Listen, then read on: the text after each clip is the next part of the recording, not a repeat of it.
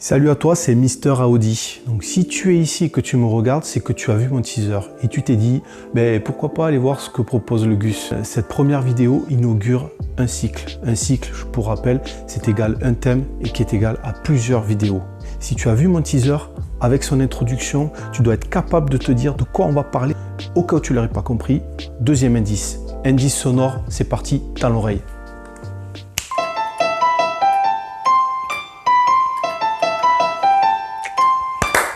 Coupe. Il s'agit de la bande-son du film L'Exorciste réalisé en 1973 par monsieur William Friedkin. Le compositeur est Mike Oldfield. Donc tu l'as compris, on attaque un cycle qui se nomme Rendez-vous avec la peur et tout ça après le générique.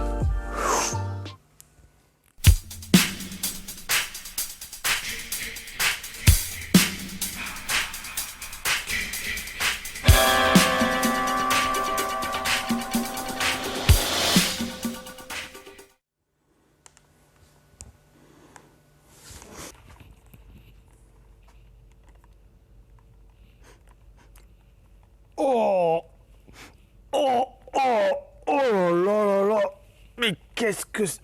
Oh, qu'est-ce que c'est que... Ah, qu'est-ce que c'est que cette merde?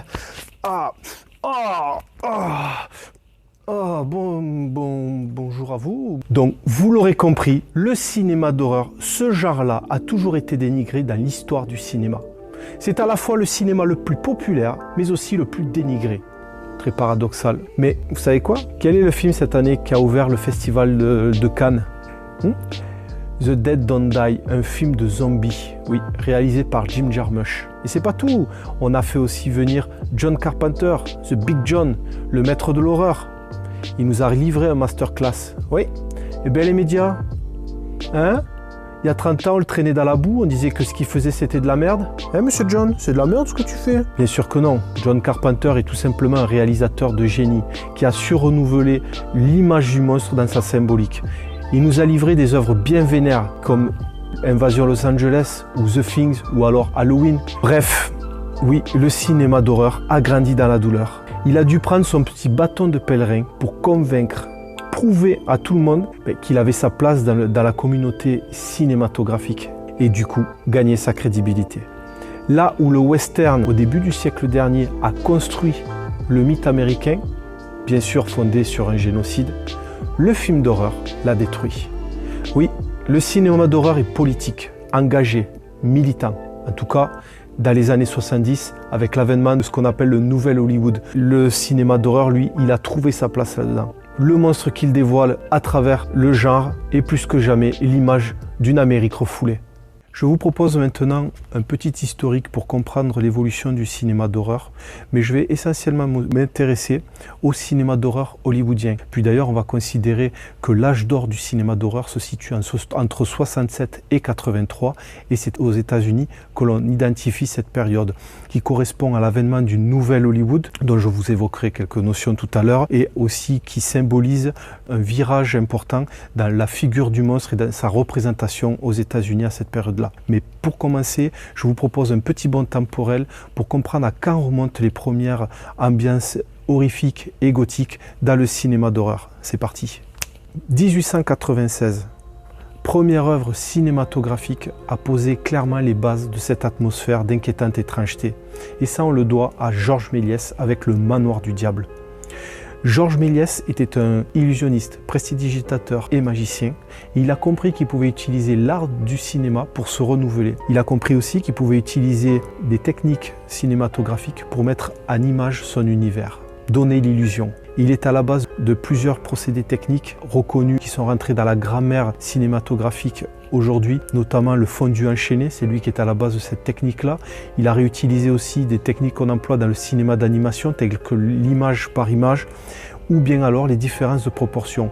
Choisir de modifier la taille d'un personnage ou d'un autre en fonction de son scénario, de son histoire. Donc grâce à Georges Méliès était née l'étrangeté au cinéma. Après la Première Guerre mondiale, c'est la naissance d'un courant artistique figuratif qu'on appellera l'expressionnisme allemand. De ce courant va naître 3 œuvres cinématographiques majeures. Le cabinet du docteur Caligari de Robert Wise en 1919, ou alors le Nosferatu de Murnau en 1922, ou bien le Metropolis de Fritz Lang. Ces trois films empruntent clairement à l'esthétisme et à l'état d'esprit de l'expressionnisme allemand. Des ambiances glauques, sombres, traitant de la folie ou de la maladie mentale, ou bien du pessimisme, à l'image de la société allemande de cette époque-là, qui sort tout bonnement du traumatisme de la Première Guerre mondiale et qui oscille entre la peur du chaos et un besoin d'ordre et de sécurité. D'ailleurs, un certain Siegfried Kracauer, à la fois théoricien et critique de cinéma, affirmera que le cinéma d'horreur est un témoin d'un symptôme sociologique et il fera la corrélation entre un cinéma conditionné, conditionnant et la montée du nazisme. Donc vous l'aurez compris, l'étrangeté au cinéma nous vient d'Europe, ce qui a inspiré Hollywood. Effectivement, dans les années 30, les studios Universal ont mis sur pied deux films majeurs qui ont connu un franc succès auprès du public. Donc dans les années 30, pendant la Grande Dépression, donc on voit émerger un film comme Dracula, incarné par Bela Lugosi et réalisé par Todd Browning en 1931, ou bien Frankenstein, incarné par Boris Karloff de James Whale, toujours à la même date. Ces deux films, clairement, ont fait gagner en crédibilité les studios Universal. Dans les années 50, le monde est sous tension. Effectivement, les risques d'une menace nucléaire sont imminents. C'est la guerre froide entre d'un côté le bloc soviétique et les États-Unis. Consciemment ou inconsciemment, le cinéma d'horreur est un baromètre et va proposer, dans le contenu de ces films, va traduire la paranoïa de cette époque, à l'image du macartisme. Le macartisme, pour rappel, qu'est-ce que c'est? C'est une période sombre de l'histoire des États-Unis dans les années 50. Un certain Joseph McCarthy, qui est un anticommuniste et sénateur, répand au sein de la caste politique cette idée folle que des communistes ont infiltré la caste politique pour essayer de déjouer des stratégies qui pourraient menacer les États-Unis. Trois films marquent l'état d'esprit de cette période-là. La chose venue de notre monde d'Howard Hawks en 1951, La guerre des mondes d'Askin Byron en 1953, L'invasion des profanateurs de sépultures de Don Siegel en 1956. Trois films que je vous invite évidemment à regarder. À travers ces œuvres-là, on travestit l'image du communiste en monstre. Le cinéma d'horreur à cette époque-là va montrer encore une opposition entre le monstre et l'humain. Mais pour rappel, le monstre, qu'est-ce que c'est? Le monstre, c'est un baromètre, c'est un thermomètre qui permet de jauger l'état de la société américaine et qui en constitue son aspect refoulé. Quand je parle d'aspect refoulé, qu'est-ce que c'est? C'est les conséquences d'une mauvaise gestion politique et économique ou bien alors mauvaise reconnaissance des minorités. Le monstre représente cela.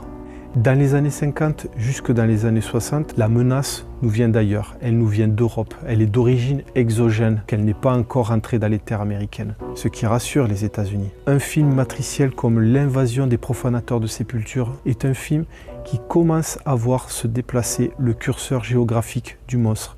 Potentiellement, le monstre peut être infanté aux États-Unis. Dans les années 60, on retrouve un conflit générationnel entre d'un côté les conservateurs patriotes et les mouvements hippies, suivis de près par les mouvements contestataires des droits civiques. L'opposition porte sur la question clivante de la guerre au Vietnam. Clairement, le peuple américain ne croit plus en son gouvernement. L'affaire du Watergate va créer du scepticisme et générer une crise de confiance. Les conséquences de la montée des valeurs capitalistes, pauvreté, chômage à outrance, va générer de la fragilité psychologique. Un film comme Psychose d'Alfred Hitchcock en 1960 commence déjà à aborder le fait que le monstre est dans les terres américaines. Date clé historique pour comprendre le virage, le tournant qui marque réellement le changement de la symbolique du monstre. 1967 avec le film de Roman Polanski qui est Rosemary Baby, ou alors 1969 le film de George Romero, La nuit des morts vivants.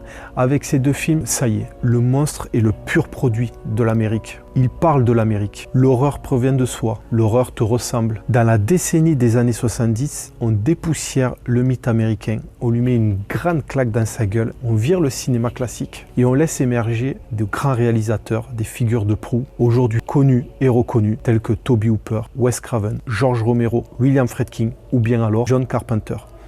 Ces gars-là, ils vont proposer un cinéma nouveau, un cinéma audacieux mais pessimiste, réaliste, crépusculaire, dépressif, empruntant au réalisme de la nouvelle vague en France. Clairement, ces réalisateurs vont mettre la main sur l'industrie hollywoodienne et imposer leurs pattes. On va retrouver des films très importants, des œuvres majeures qui traitent de plusieurs thématiques, notamment la jeunesse en opposition à l'institution à la fois politique, économique, religieuse, familiale, avec le film L'Exorciste de William Friedkin sorti en 1973. Ou bien alors on troque le chapeau de cow-boy contre le masque de chair de Leatherface dans l'état du Texas avec le film Massacre à la tronçonneuse de Tobe Hooper en 1974. Ou bien alors en 1978, un film comme Zombie de George Romero, le monstre devient une métaphore, un symbole pour dénoncer la société de consommation, le racisme anti-noir, le conformisme. On renouvelle l'image du zombie, on utilise le zombie pour dénoncer. Dans les années 80-90, c'est un tournant dans l'histoire du cinéma américain. On change d'ambiance, on change d'état d'esprit, c'est-à-dire que la guerre du Vietnam est derrière nous. Il y a un élan, un nouvel espoir. D'ailleurs, c'est peut-être pas pour rien que le premier Star Wars, l'épisode 4, se nomme Un Nouvel Espoir. Ou bien des films comme E.T. ou Indiana Jones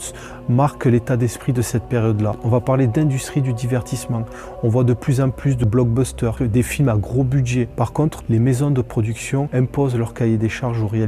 Donc pour conclure, je dirais que le cinéma d'horreur dans les années 90-2000, pour moi, il s'est un peu uniformisé, il s'est aseptisé. Il a perdu un petit peu de sa conscience politique. Pour moi, le cinéma d'horreur, je trouve qu'il s'apparente à quelque chose qu'il y a de la subversivité, quelque chose qui s'est construit contre, un peu comme l'a fait La Fontaine avec ses fables où on avance déguisé, on utilise la forme pour dénoncer le fond. Le cinéma d'horreur, il me semble que c'est un peu dans cette mouvance-là, sauf qu'il a été récupéré, comme tout mouvement subversif, je pense à la culture hip-hop, au jazz et toute autre sous-culture qui a essayé à un moment donné de faire valoir un message mais qui a été récupéré très rapidement. Le cinéma d'horreur n'a pas échappé à cela. Le cinéma d'horreur est rentré dans une forme de culture populaire mainstream où on n'en a gardé que la forme. Par contre, je trouve que dans les années 2005 notamment, je me souviens d'un film comme Hostel, réalisé par Eli Roth, a clairement dénoncé des choses très intéressantes comme l'hyperclasse et l'argent à outrance. L'argent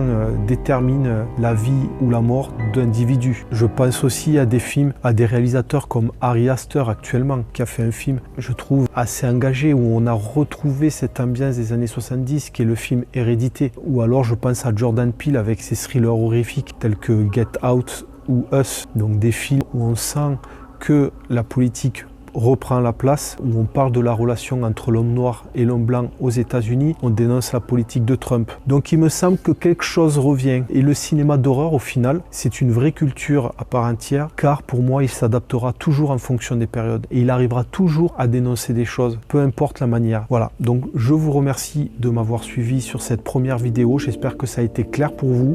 En tout cas, ce que j'annonce comme propos, ce sont des propos qui n'engagent que moi, que mon idée. Et bien sûr, je n'ai pas pu balayer l'ensemble du cinéma d'horreur, je parle dans son histoire parce que c'est très complexe en 5 minutes de parler de tout, donc veuillez m'excuser par avance de ce que j'aurais pu ne pas aborder. Donc je vous remercie de m'avoir suivi, soyez attentifs parce qu'il y a une prochaine vidéo qui va arriver. Je vous souhaite une bonne soirée, une bonne journée, peu importe. Je vous dis à une prochaine. Merci.